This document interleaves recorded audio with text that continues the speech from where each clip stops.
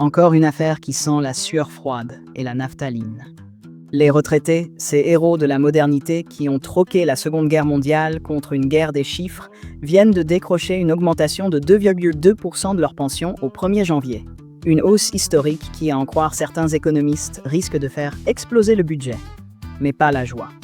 Parce qu'entre nous, une augmentation qui ne couvre même pas une demi-baguette, c'est pas vraiment de quoi sabrer le champagne, au sucre, bien sûr, pour économiser. Alors que les jeunes actifs galèrent à remplir leur frigo, nos aînés peuvent se réjouir de cette générosité budgétaire. Enfin, pas tous. Parce qu'évidemment, dans le pays de l'égalité, il y a des retraités qui touchent 1000 balles par mois et d'autres qui s'essuient les mains avec des billets de 500.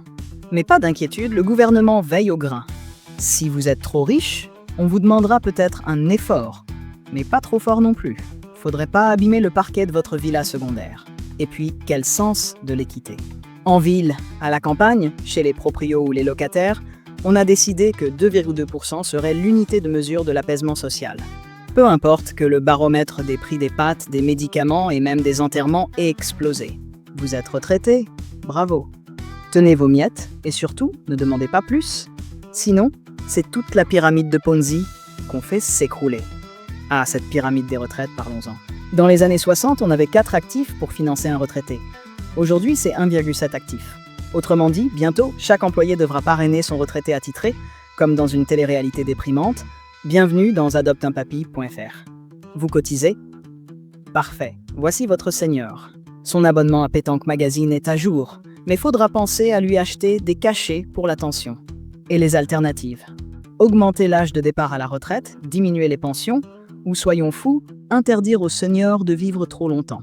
Mais bon, soyons humains. Un bon retraité, ça consomme. Des médocs et du café grand-mère, ça vote, pas toujours bien, mais ça vote.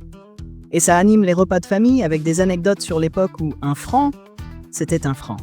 Conclusion, ce système de retraite, c'est comme une vieille 4L, il roule encore, mais à chaque virage, on se demande si les roues vont tenir. En attendant, les retraités auront droit à leur augmentation, les actifs à leur hausse de cotisation, et nous, spectateurs, on continue d'applaudir ce grand cirque économique en espérant que la piste ne s'effondre pas. Mais bon, avec un peu de chance, on sera tous retraités d'ici là. Enfin, si on y arrive.